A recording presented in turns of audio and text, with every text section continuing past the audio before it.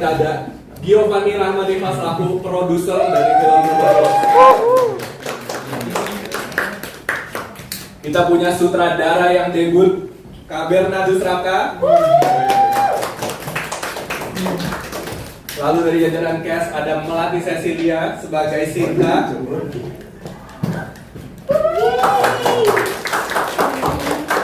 Kita juga kedatangan Ayas Trofil sebagai BB. Lalu sebagai pemeran Eyang, Eli Delutan. Lalu kita ada pemeran Aurelio, Josia Federico. Halo semuanya. Aku kurang heboh ya. Lalu mari kita panggilkan Kai sendiri, Bima Azriel. Dan last but not least, kita kedatangan tamu spesial hari ini, sosok di balik film ini sendiri, Kairi, silakan.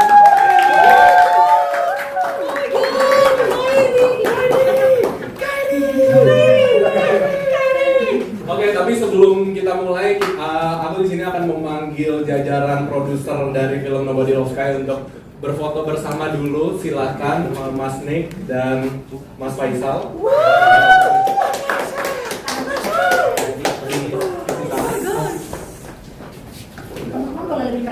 Boleh lebih rapat, kita mau foto bareng. Udah rapat nih. Udah rapat. Oke teman-teman, karena hari ini kebetulan jadwal Kairi sedang berada padat ya, kita akan buka dulu makanya dengan Kairi sendiri. Asik. Kita buka. Kairi duduk aja silakan, nggak apa-apa. Iya. Oke. Sekarang kita ngobrol-ngobrol dulu sama Kairi. Aku bisa disapa Kairi teman-teman media? Ah, kenapa? Disapa teman-teman medianya. Halo guys, selamat siang. Halo, dia. Oke, aku mau nanya-nanya nih pertama. Kairi kan ini sudah menggapai pencapaian yang luar biasa ini kan bersama Onyx di dunia e-sport gitu kan. Sekarang nih ada film Nobody Loves Sky yang terinspirasi dari kisah hidup Kairi sendiri gitu kan. Tanggapannya gimana sih Kairi setelah pertama kali ini tahu ada project ini, dan kira-kira tuh Kairi yang lagi berjuang nih bertahun-tahun lalu, dia tuh bakal bertanggapan seperti apa kalau tahu kalau hidupnya akan dibikin sebuah film gitu? Yang pertama pasti bangga banget, dan mungkin reaksi aku kalau reaksi yang aku dulu kalau tahu aku bakal ada film pasti wow, kok bisa kayak gitu sih sebenarnya. Ya nggak spektakuler banget sih, dan mau bilang terima kasih aja ke Onyx, ke Bos Onyx, ke Justin Jaya, sama staff Onyx yang udah percaya gue dari awal. Ya, sama shout out juga sama coach Chef. Bapak itu. Oke. Kalau dari kamu sendiri nih, kamu merasa nggak sih cerita kamu ini yang difilmkan, yang muncul di film ini itu bisa menginspirasi orang-orang gitu?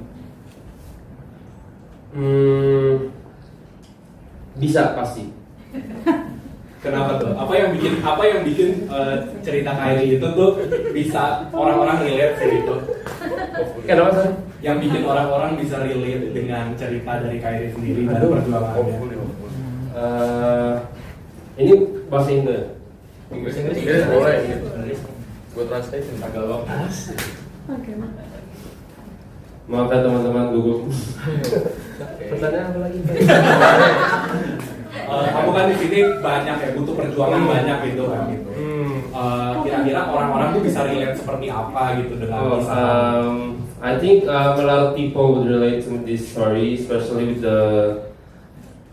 with how Kai started, how Kai started, because at first he didn't really got no one to support him. I mean, there was his family, but other than that, there was a lot of judgment, there was a lot of doubts, and yeah, I think the really important thing is for you guys and for all of us to just trust ourselves. That's how you can chase your dreams. Teman-teman media ngerti? Aman? Oke. Oke, teman-teman sekarang kita buka dulu pertanyaan untuk Kairi kalau teman-teman media punya pertanyaan karena Kairi sebentar lagi harus. Oke teman-teman, mohon maaf sekali karena Kairi ternyata sudah langsung harus berangkat dari sini. Mohon maaf sekali. Kairi boleh silakan kalau ini. Terima kasih semua. Terima kasih Kairi. Terima kasih. Good luck. Go Philippines. Teman-teman media lihat kan sesibuk apa Kairi. Mau tahu kisah Kairi gimana dia bisa sampai di titik ini, bisa sampai sesibuk ini, nonton Nobody Loves Sky gitu. Cuman jangan bersedih teman-teman karena kita masih punya banyak speaker di sini yang lagi pusing sama kursinya. Oke. Iya, kita masih banyak teman-teman yang seru di sini. Kita mungkin mulai dulu ngobrol-ngobrol sama dari sutradara yang debut ini. Sutradara pertama. Silakan Mas Raka, boleh disapa dulu medianya. Halo semua, salam kenal. Halo. Nama aku Raka. Aku sutradara dan juga salah satu penulis di film Nobody Loves Sky. Gimana Mas Raka rasanya? Sebagai pertama kali ini press conference berhadapan sama media memperkenalkan film yang Mas Raka sutradarain sendiri. Gugup sih aku jujur, gak pernah berada di depan kamera sebanyak ini. Terus banyak Kan lagi emosional Mas. banyak keraguan yang harus aku lawan juga pas nulis, pas ngedirect, takut salah, dan juga pada saat syuting juga takut decision makingku juga belum decision making yang baik juga. Terus apa ya, BM juga ya, karena takut salah gitu.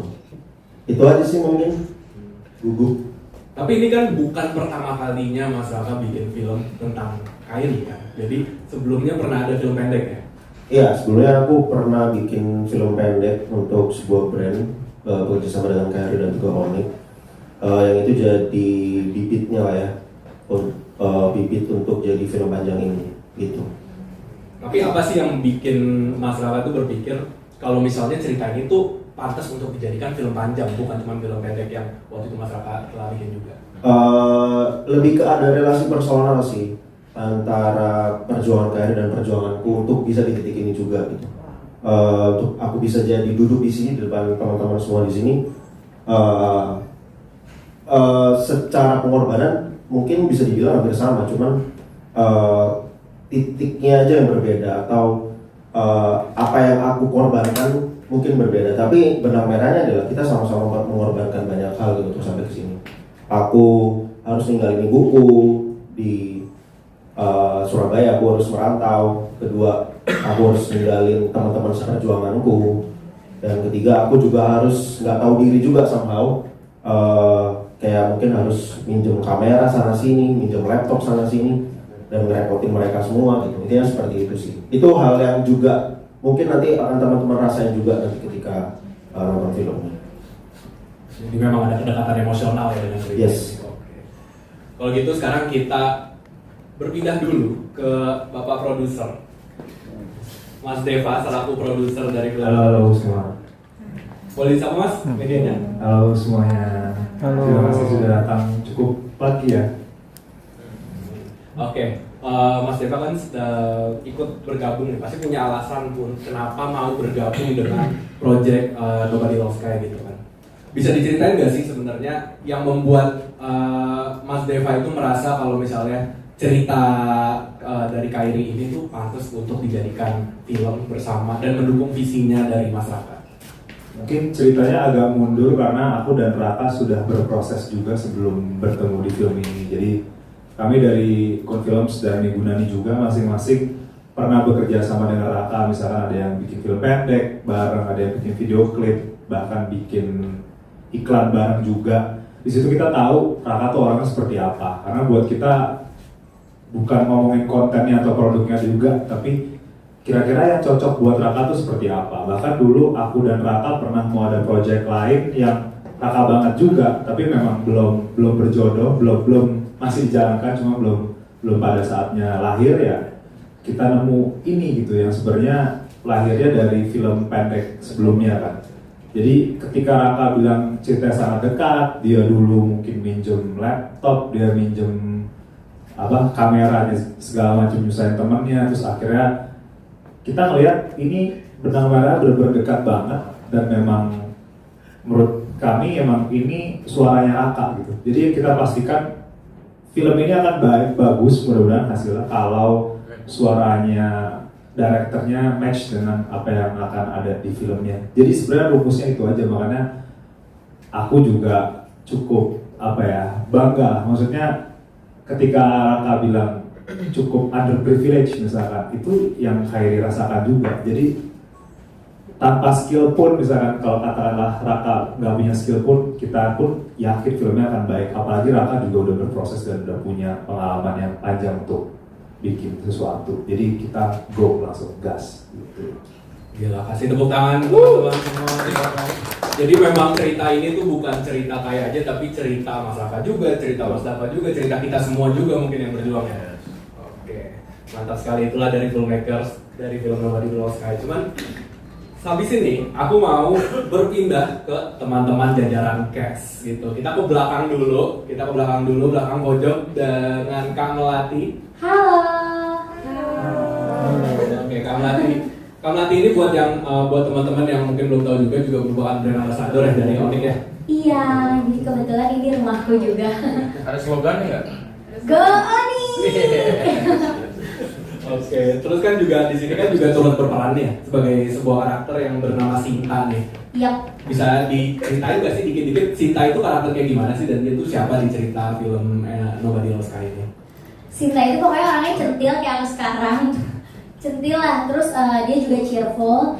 Untuk di filmnya sendiri, jadi sebenarnya hint dikit ya, ini ada romance-nya dikit. Biasa anak muda kan ada percintaan. Nah aku tuh sebagai saksinya lah di sana, melihat gimana. Gak boleh ya? Ya pokoknya aku di sana saksinya lah ya. Oke, cukup.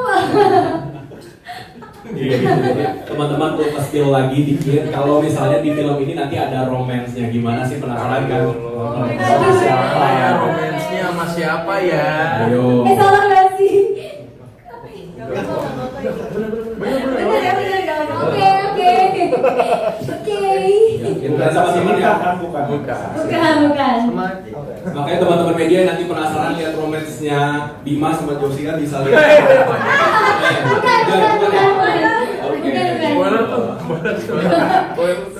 Tapi sebagai Kang Melati ini juga sebagai brand ambassador dari Onyx ya. Gimana sih tanggapannya gitu ketika tahu kalau misalnya Onyx ini pengen bikin film nih tentang e-sport dan tentang Khairi? Reaksi pertama pasti kaget ya, wow keren banget. Terus aku akhirnya pas baca, akhirnya aku tahu kenapa cerita Kai itu bisa banget dijadiin film. Karena untuk beberapa orang awam banget, kita tuh benar-benar punya cita-cita sebagai pro player kan. Jadi menurutku pribadi ini tuh benar-benar bisa memperlihatkan ke orang-orang kalau misalnya cita-cita tuh bukan cuma dokter, bukan cuma sebagai polisi gitu, tapi ada sekarang tuh udah berkembang gitu, pro player pun bisa jadi cita-cita orang dan perjuangannya tuh bukan yang kayak remeh gitu loh. Dan menurutku ini ceritanya bagus banget sih untuk perjuangan seorang Kai. Bagus kan? Bagus, tepuk tangan semua. Oke, jadi begitu. Kita sekarang bergerak lagi ke Kak Aya. Kita ke ujung satunya buat mau nanya-nanya. Oke, bisa disapa dulu ke teman-teman media Kak. Halo semuanya, selamat siang. Terima kasih udah datang ya teman-teman media. Teman-teman yang udah lihat teasernya, kita kemarin dari teaser itu kan kelihatan ya Kak Aya tuh penampilannya seperti apa di teaser ini. Cukup eksentrik ya. Gimana tuh tanggapannya waktu pertama kali ngelihat di teaser ini? Jadi kalau teman-teman notice di situ ada aku. Emang di film Nobody Loves Sky ini aku penampilannya jauh berbeda banget dibanding aku aslinya gitu kan. Untuk memerankan karakternya namanya Bebe ya by the way. Untuk memerankan karakter Bebe ini sebenarnya lumayan sulit juga ya buat aku karena banyak banget yang harus aku eksplor, mulai dari cara jalan si Bebe ini gimana gitu kan, supaya beda sama ayah yang sekarang kayak gitu. Terus juga gaya bicaranya, terus karakternya, apalagi ditambah juga penampilannya itu nyentrik dan outdoor banget gitu. Sebenarnya itu bukan ayah banget kayak gitu, tapi mau gak mau aku harus nyaman dengan penampilan itu dan karakter Bebe gitu kan. Selama proses syuting juga dibantu sama bapak sutradara kita ya, Karaka gitu, diskusi gitu kan, kayak gimana supaya karakter Bebe ini tuh kayak tetap hidup tapi dengan kayak gaya dia sendiri yang selengean kayak gitulah, kayak gitu. Tapi bisa diceritain spill dikit mungkin ya, karakter ini bakal ngapain sih di film ini? Karakter Bebe ini sendiri, dia tuh sebenarnya seseorang yang datang gitu kan di kehidupan tiga pria ini, kayak Bima, Ido, dan Aurelio gitu. Sebenarnya dia tuh kayak lagi nyari seseorang yang jago banget main Mobile Legends gitu kan, untuk ditarik ke timnya dia gitu buat ikut turnamen. Sebenarnya itu bagus kan buat mereka gitu, menjadi sebuah step selanjutnya untuk mereka yang suka main game gitu. Tapi justru di waktu yang bersamaan Bebe ini tuh menjadi pemicu konfliknya mereka gitu. Apa tuh konfliknya ya? Konfliknya apa konfliknya? tuh? Penasaran Iya. ya gitu. Oke. Seru sih, nanti kita bakal saksikan sendiri penampilan eksentriknya kayak gitu ini. Terima kasih. Oke. Sekarang kita bergeser ke tengahnya yang kita bergeser ke Bu Eli Delutan. Halo Bu Eli, bisa disapa media? Halo semuanya. Sebagai yang tertua, saya terima kasih hadir di sini. Oke, Bu Eli kan di sini berperan sebagai eyangnya Kai ya di film ini ya gitu. Dan film ini tuh juga bercerita tentang nggak cuman Kai sebagai pro player Mobile Legends gitu, tapi juga sebagai keluarganya dia dan kehidupannya di rumah. Bisa diceritain nggak sih peran Eyang ini dalam film ini tuh seperti apa, hubungan Eyang dan Kai itu yang digambarkan nih di film ini tuh seperti apa? Iya, betapa di film ini saya diberikan beban oleh masyarakat. Ancos dulu Pak. Sampai nangis karena tiba-tiba saya berada blank. Kalau berbicara tentang perjuangan Kay, di sini pun saya merasa ada daya juang dari seorang nenek, di mana dia harus mengasuh cucu yang kegiatannya sangat di luar nalar beliau sebagai orang lampau. Di sisi lain adalah saya merasa ada tekanan dari menantu, di mana dia menitipkan anak dan anaknya harus jadi bla bla bla. Sementara keseharian Kay adalah dia tidak menginginkan itu semua. Nah, buat saya seorang nenek terjepit. Tapi beruntung saya adalah saya bisa berbagi sayang kepada semua. Bahkan kepada teman-teman Kay. Kita sangat saling menyayangi, sehingga kendala dengan menantu, titipan dan sebagainya menjadi, kalau orang Jawa bilang tuh kalis, bahwa rasa sayang itu akan menepis semua kendala. Itu yang saya lakukan di dalam film ini. Jadi memang ceritanya itu dalam ya. Ini juga ceritanya juga tentang ada gap antara generasi yang tidak mengerti gitu tentang passion anak-anak sekarang gitu. Cuman mungkin juga bukan cuma untuk anak-anak, ini juga film untuk generasi-generasi yang lebih tua. Setuju Iya, nggak? betul. Karena di sini kalau yang menonton, misalnya yang usianya mungkin seusia saya, kalian akan merasakan betapa daya juang orang lampau untuk bisa mendekat kepada anak-anak generasi ini. Oke, sangat tepuk tangan lagi teman-teman untuk yang di sini. Oke, setelah itu kita akan bergerak lagi sekarang ke yang dari tadi paling gak bisa diem. Ini belum nonton udah nangis. Iya kan? Iya. Gara-gara yang boleh Iya, iya. silakan. Berkeringat gitu. Wah, Enggak benar, tapi jujur sejujurnya di film ini saya belajar bagaimana saya harus mendekat kepada generasi sekarang, di mana saya harus tetap memelihara attitude, rasa santun dengan orang mungkin seangkatan saya. Ya, ini daya juang yang lain dari film ini. Nangis belum. Dan terima kasih masyarakat, dengan film ini saya sekarang menjadi lebih bisa terbuka menerima apapun yang menjadi pola hidup anak sekarang. Luar biasa. Sangat luar biasa. Ini memang film ini adalah sebagai pembelajaran juga ya antar generasi gitu untuk saling mengerti satu sama lain. Oke, sekarang kita bergeser ke depan untuk dua laki-laki yang ada di depan ini. Cuman kita sebelum kita ke Kai, kita ke laki-laki di sebelah Kai dulu kali ya, gitu ya. Halo, nama saya Bima Azril. Halo, nama saya Josia Frederico. Di film ini berperan sebagai Aurelio. Pertanyaannya? Boleh dulu. Ya, sabar ya. Oke, Aurelio di sini yang memerankan. Oke, jadi Aurelia itu kan salah satu sahabatnya Kai, ya kan? Oke, benar. Jadi Aurelia. dia kan hadir nih dalam perjuangannya untuk mengejar mimpinya gitu.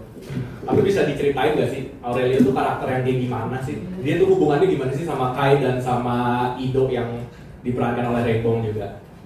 Oke, Aurelio tuh sebenarnya kalau kalian bisa ngebayangin, misalnya ada lapisan circle di dalam pertemanan kalian dulu, mungkin Aurelio ini adalah tipe orang yang lebih objektif, lebih memikirkan segala hal yang masuk kehidupannya tuh lebih dipikirkan gitu dibanding teman-temannya gitu. Dia yang bisa melihat sudut pandang temannya tuh jauh lebih di atas dia. Jadi bagaimana cara Aurelio memposisikan diri tuh kayaknya itu Aurelio kalau misalnya diterapkan di kehidupan kalian memang orang-orang yang tipikal berada di tengah-tengah ataupun di bawah gitu.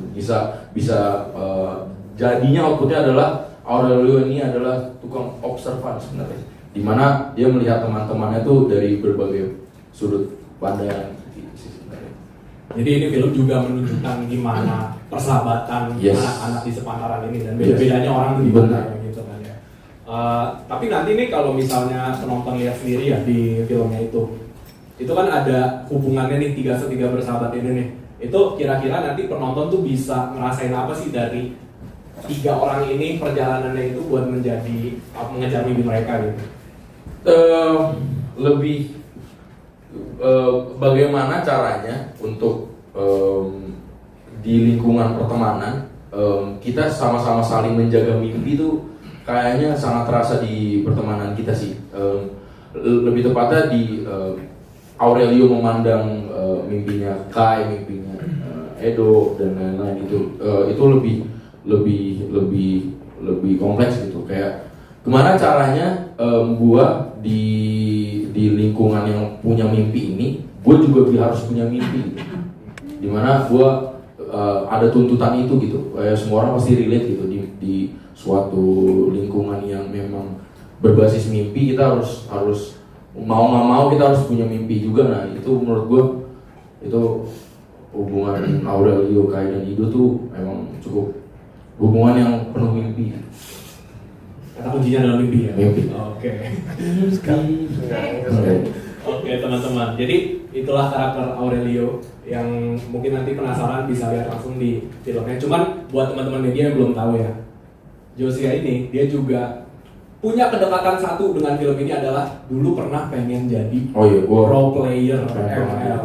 Gimana tuh? Sebenarnya enggak, kalau di kehidupan asli gua lebih tepatnya gua nih orang kompetitif banget di basket, di Mobile Legends maupun game-game lainnya tuh gue pengen berusaha maksimal. Nah kebetulan emang gue main Mobile Legends dan gue emang dulu sempat ikut turnamen offline sana sini, terus sempat hampir mau ikut qualifier di salah satu tim e-sport dan lain-lain gitu sih. Tapi gagal ya. Ya cukup. Tapi pastinya Aktor. Jadi dia jadi aktor terpaksa nggak nih? Sebenarnya saya lebih pengen main Lancelot sebenarnya. Tapi pastinya kan dapat kesempatan nih buat main di film yang ada hubungannya sama ML juga, jadi pasti senang loh. Senang, apalagi bisa ketemu Kyrie gitu, bisa ngeliat jemari-jemarinya gitu. Lu perhatiin banget Bisa ya, kok bisa ya? Jarinya gitu. Dari jarinya gimana? Iya sih, dari tadi kalau teman-teman media nggak tahu, sebelum ini emang dia ngeliatin jarinya kayak Ngeliatin. Jadi dipantengin gitu. Enggak. Oke, sekarang kita bergeser ke pemeran utama kita. Kyrie sendiri di sini ada Bima Azriel sebagai Kai, bisa disapa ke teman-teman medianya. Halo teman-teman semua, aku Bima Azriel. Terima kasih udah datang. Bima kan ini juga seperti yang tadi Mas Raka cerita juga kalau sebenarnya ada film pendek nih sebelum ini tentang Kai juga gitu. Dan di situ juga Bima yang memerankan Kai juga kan? Iya betul. Itu bisa diceritain gak gimana sih pada akhirnya tuh Bima bisa ikut lagi nih di project ini dan memerankan Kai juga gitu. Oke, jadi memang awalnya kan terciptanya dulu dari film pendek gitu. Terus sebenarnya jalan ceritanya tuh apa ya, alurnya tuh hampir sama lah sama film panjangnya. Cuman memang lebih kita kalau di film panjangnya pasti lebih di apa ya, diambil besarnya dan lebih detailing juga gitu. Jadi pada saat itu setelah selesai syuting film pendeknya, habis itu diajak lagi tuh sama Mas Nick sama Raka, kita ketemuan itu di kafe, terus diomongin tuh kita mau bikin versi film panjangnya. Terus di situ aku tertarik banget gitu karena dari yang film pendek aja sombong dari yang film dari yang film pendeknya aja tuh kayak aku ngerasa sebenarnya nih ada apa ya, ada change yang bagus gitu kalau misalnya dibikin jadi film panjang. Jadi terus aku datang ke situ terus ngobrol sama Raka dan Mas Nick gitu, kita ngobrol-ngobrol panjang terus akhirnya oke, aku tertarik gitu untuk meranin Kai di film panjang Nobody Loves Kai ini. Terus untuk dari yang sudah pernah memerankan Kai terus di sini memerankan lagi, untuk kembali ke karakter Kai itu, untuk kembali ke mindsetnya Kai itu sulit nggak tuh, prosesnya gimana tuh yang Bima lakukan? Ya pastinya untuk proses di film panjang pasti akan lebih panjang juga gitu ya, karena beda dengan film pendeknya kan kita memang punya waktu sedikit lah pada saat itu untuk kayak gimana nih mendalami si karakter menjadi Kai ini. Cuman pastinya kalau di film panjang melalui riset yang lebih panjang, terus diskusi sama Raka juga lebih panjang, terus kayak kita ngobrolin banyak tentang skripnya, tentang apa yang bisa di-achieve dari si karakter si Kai ini juga, terus juga pastinya pastinya lebih banyak lah riset yang dilakuin gitu untuk film panjang gitu. Oke, sekarang kita udah ngobrol-ngobrol sama semua cast dan kru dari film Nobody Loves Kai. Sekarang aku mau buka untuk teman-teman media yang punya pertanyaan, untuk siapapun boleh bertanya. Boleh ke Mas saya dulu, silakan. Oke, selamat pagi Indonesia semuanya. Selamat pagi. Perkenalkan, saya Radha Segaf dari mediatempo.com, travelselatan.com, dan saya bertanya untuk kedua pemain dan sutradara. Untuk sutradara sendiri, Kak Bernardus, Mas Bernardus, bagaimana bisa membuat transisi dari sutradara MV-nya Sal Priadi dan Hindia sampai memulai debutnya di film Nobody Loves Kai hingga membangun komunikasi bersama para pemain di Nobody Loves Kai. Terus untuk yang kedua, untuk perannya Bima Azriel yang berperan sebagai Kai, apa yang membuat peran Kak Azriel atau Kai merasa jatuh cinta dengan impiannya sebagai atlet e-sport ONI? Terima kasih, selamat pagi semuanya. Terima kasih, bisa Mas Raka boleh jawab dulu? Ya, kalau dari aku sendiri sebenarnya basically aku emang ngerjain film pendek gitu bareng Kun, bareng Ibu Nani. Jadi secara basic emang aku suka dengan hal yang berbau storytelling gitu. Kalau kita masuk ke MV misalnya, entah itu ngerjain MV yang Perunggu, Sal Priadi kemarin, India, dan lain itu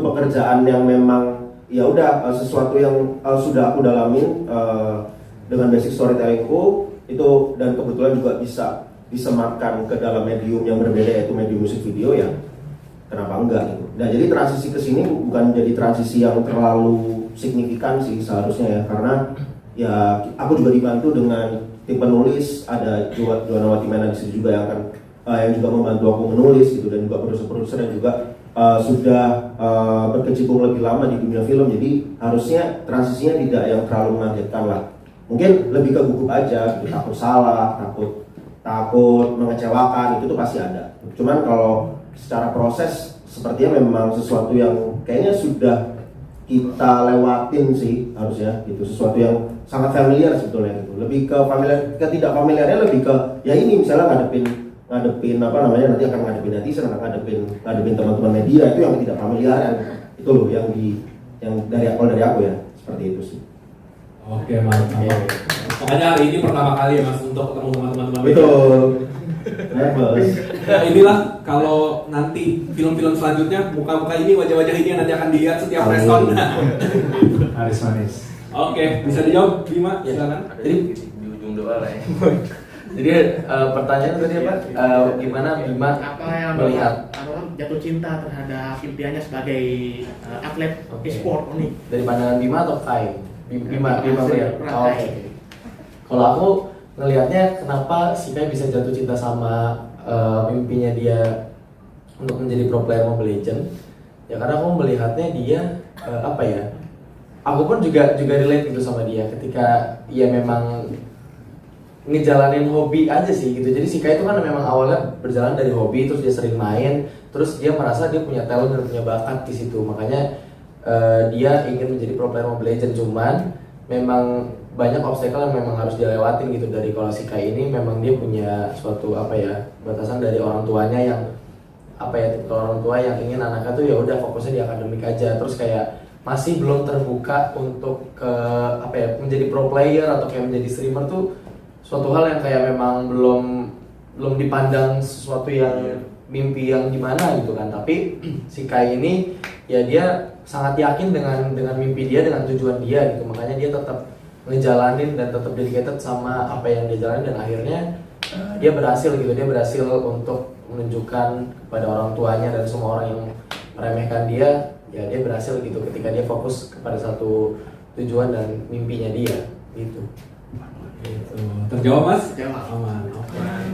Silakan teman-teman lain yang mau bertanya, banyak boleh yang di sebelahnya. Halo, saya Nindi dari Pobela. Sebelumnya selamat atas akan dirilisnya film Nobody Loves Sky. Saya ingin bertanya, kira-kira apa tantangan terbesar dalam membuat penonton non-gamer tetap bisa memahami intensitas pertandingan di film ini? Lalu sebagai sutradara dan pemain, kira-kira dari Mas Raka ada treatment khusus nggak ke Bima gitu untuk memerankan sebagai seorang Kai? Sekian, terima kasih.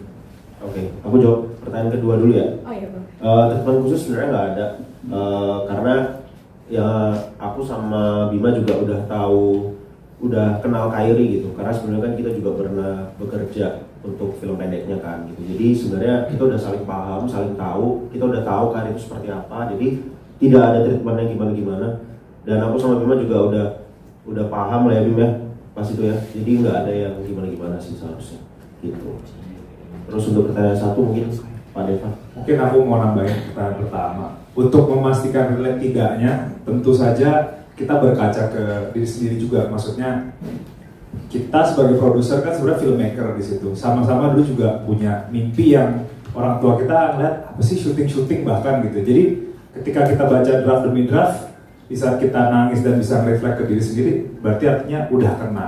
Itu yang pertama. Yang kedua, kita memastikan ada karakter-karakter lain yang jadi sudut pandang penonton, dan penontonnya juga banyak. Ada yang mungkin nenek-nenek, ibu-ibu, ada yang bapak-bapak yang pengennya anaknya jadi PNS atau bagus di akademik.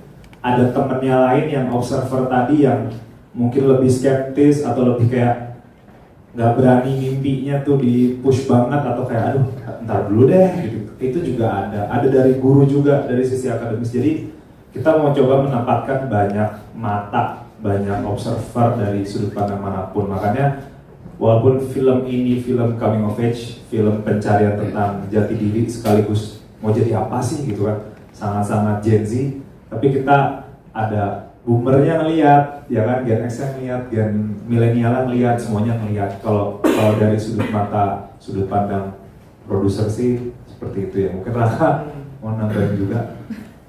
Kalau dari aku sendiri sih, gamer dan non gamer nih ya memang itu menjadi satu hal yang jadi bahan diskusi juga antara aku dan juga produser gitu ketika pertama kali nulis. Tapi selama proses penulisan dan akhirnya juga melihat hasilnya, gamer dan non gamer juga sama-sama manusia gitu.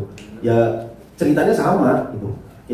Sebagai manusia yang punya mimpi, manusia yang pengen ngejar impiannya, semua sama. Kamu mau bandingkan ini dengan atlet sepak bola, mau bandingkan dengan atlet yang lain mungkin, atau impian yang lain, itu sebenarnya hampir sama. Karena buktinya adalah pada saat pertama kali aku mendengar ceritanya Kairi, itu relate sama ceritaku yang ini sekarang jadi sutradara dan dia jadi pemain e-sport gitu. Aku dulu perbedaannya adalah aku tidak punya device, aku tidak punya laptop, aku tidak punya kamera untuk sampai sini. Aku kuliah juga bukan di kuliah film gitu. Nah, Kairi pun juga gitu. Dia jauh dari yang namanya hingar-bingar e-sport di desanya gitu kan, dan itu sesuatu hal yang sama tentu. Dan itu relasi yang menurut aku bisa akhirnya meleburkan antara gamer dan non gamer nanti di penonton gitu. Itu aku sih seperti itu. Oke, tepuk tangan untuk Mas Raka dan Mas Beva. Jadi emang ini film Nobody Loves Kai ini bukan cuma untuk gamer juga, tapi untuk orang-orang yang nekat nih buat bermimpi kayak Kai juga gitu ya. Iya. Oke teman-teman, ada lagi yang mau bertanya? Mbaknya dulu, boleh silakan.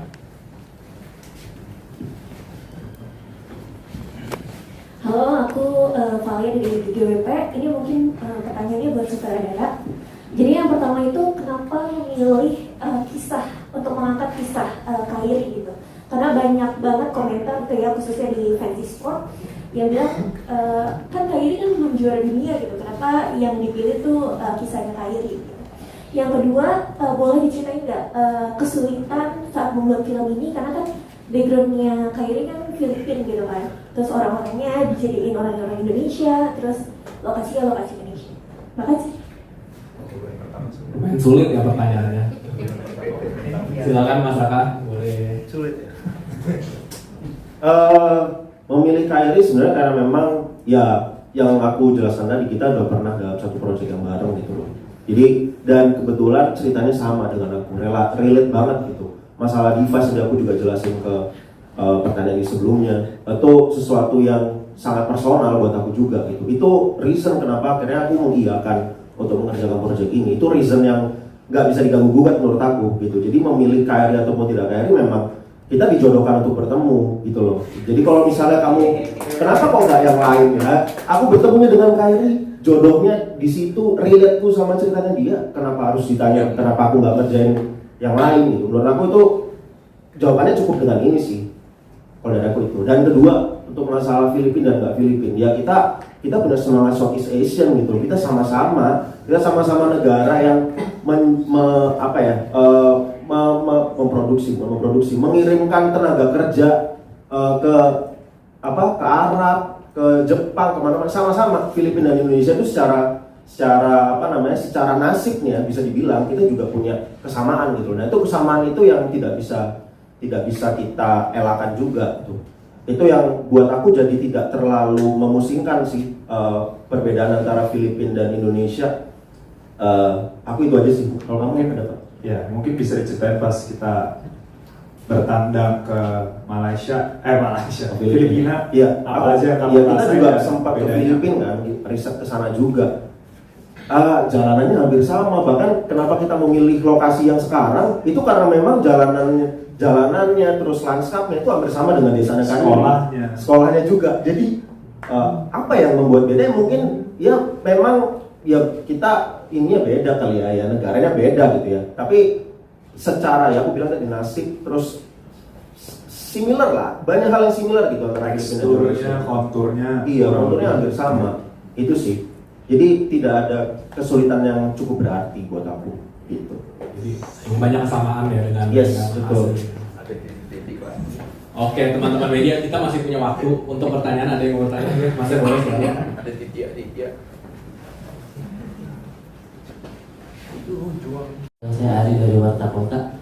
Mau tanya pertama ke Mas Raka. Mas Raka mungkin film Nobody Loves Sky ini tuh mau menyampaikan pesan apa sih, sementara kan permainan game online ini tuh kalau kita masuk ke ranah keluarga juga masih banyak banget anak-anak yang dilarang gitu. Sementara sekarang e-sport itu udah jadi sebuah profesi yang meyakinkan gitu kan. Apa yang mau disampaikan ke penonton nanti? Terus yang kedua mau nanya ke Ayah sama ke Melati gitu, mantan member JKT48 ini.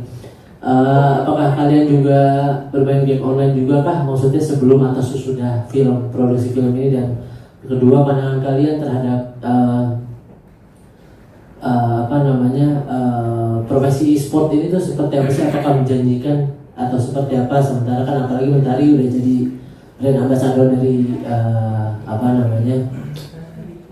Onyx ini kan gitu. Terima kasih. Oke, mungkin kita kasih Mas Rakanya istirahat sebentar ya buat ke belakang dulu pertanyaan yang untuk Kak Aya dan Kak Melati. Boleh silakan. Kalau dari aku sih, aku sebenarnya udah main sih dari sebelum ikut project film ini. Aku emang udah main Mobile Legends, cuman emang gak jago-jago banget kayak gitu. Kalau dari Melati gimana? Kalau main pasti, karena aku sendiri brand ambassador dari Onyx Esport. Jadi aku main beberapa game juga main. Mobile Legends salah satunya, kayak gitu sih. Untuk Kak, pertanyaan apa lagi? Pandangan kamu terhadap profesi e-sport. Oke. Menurut aku sendiri, jujur aku juga baru banget 2 tahun ada di lingkungan e-sport, dan aku nggak nyangka ternyata ini tuh benar-benar bisa berkembang. Oke banget ya, bisa benar-benar jadi karir, bahkan bisa jadi buat aku sendiri itu jadi karir gitu. Jadi untuk pro playernya sendiri yang main Mobile Legends sendiri itu benar-benar bisa jadi karir. Bahkan bukan, kalau sekarang kan ada yang MPL-nya ya kan, yang besarnya, terus MDL juga ada. Sebenarnya liga-liga yang lain tuh banyak gitu yang bisa bikin kita untuk mengembangkan mimpi kita. Menurutku itu tuh banyak banget, dari e-sportnya, dari playernya, dari aku sebagai talentnya, kayak gitu tuh banyak banget sih yang bisa kita kejar di sini di e-sport gitu sih. Kalau nanti mau Ayah mau nambahin mungkin?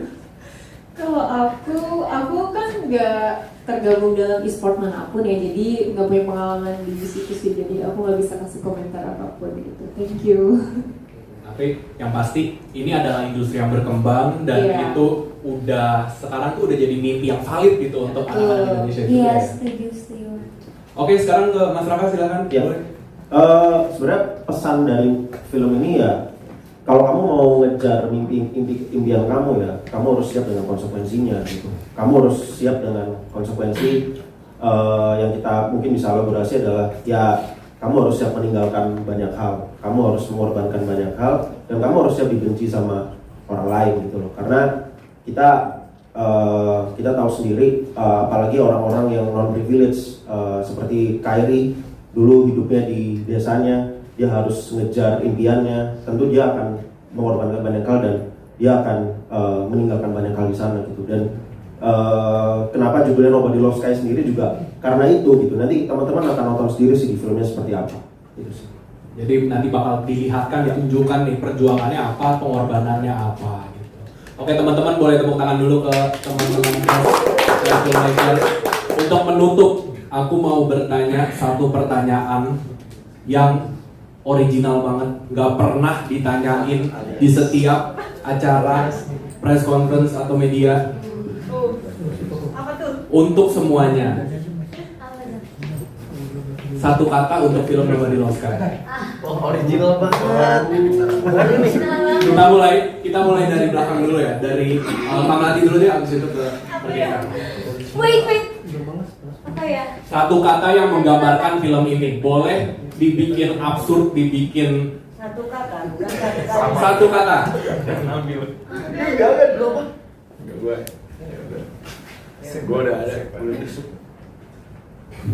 Boleh. Satu kata ya. Menurutku kalau kamu nggak apa-apa ya. Mantap. Gong. Mantap.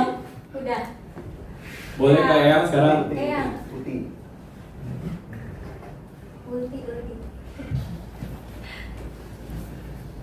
Apa ya?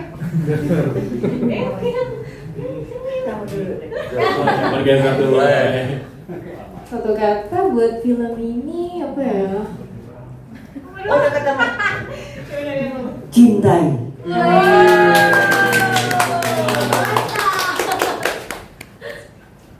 Kalau aku Ayo. Pressure ya. belum nyiapin jujur, gak tahu. Nggak ada di brief ini sih soalnya. Kalau aku apa dong? Apa? Spontan.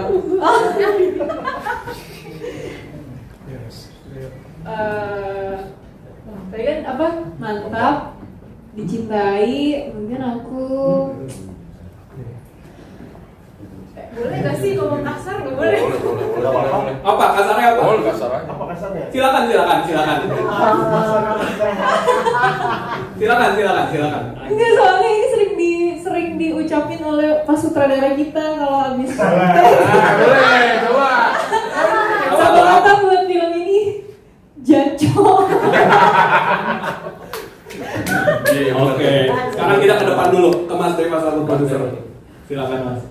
Ini nangis sih. Nangis. Oke, bergeser. Sekarang Saya satu kata anjing. Enggak, itu biar ntar kalian lihat sendiri kenapa saya sendiri nama gitu ya. Emang beneran ada hubungannya berarti sama filmnya? Kita kan baik-baik. Sangat baik. Oke, Bima sekarang Aku satu katanya mungkin hope kali ya, harapan. harapan. Oke, yang terakhir kita tutup dengan Paling masalah. dong nih, paling dong. Bohong dong harusnya Jancuk juga sih sebenarnya. Lain dong, yang lain dong. Justru itu udah diambil, ini udah dirilis. Kan itu tuh jancuk itu buat semangat kita tiap kali mau kerja. Betul. Dimulai sudah bareng-bareng neraka, jancuk. Berarti kalau gitu mungkin bisa dicontohkan, ditunjukkan Janco yang paling semangat yang bikin semua cast ini bisa semangat ya. Gimana sih Janconya Mas Raka? Ya. Pakai kata Nobody Loves Sky jancuk. Bahkan kita sempat workshop dulu tuh ngomong jancuk tuh dengan tepat tuh. Workshop dulu tuh. Itu kan kalimat kata-kata yang juga sering kita lihat pas main sih kan? sebenarnya. Ya itulah. Begitu teman-teman. Jadi ini adalah gambaran yang autentik lah dari gimana sih anak-anak ini bisa mengejar mimpinya dari Nobody Loves Sky gitu. Oke, terima kasih banyak teman-teman media yang sudah hadir di acara ini. Oke, mungkin kita akan akhiri dengan sesi foto dulu. Teman-teman guys bisa berdiri di depan. Bisa berdiri langsung ke depan, kita foto lagi bersama teman-teman media. Bisa maju sedikit teman-teman. Oke, kita mulai dari sisi tengah dulu. Sisi tengah teman-teman media 3, 2, 1. 3, 2, 1. Sekarang ke sisi kiri 3, 2, 1. 3, 2, 1. Sekarang ke sisi kanan 3, 2, 1. 3, 2, 1. Oke, aman teman-teman semua? Oke, terima kasih.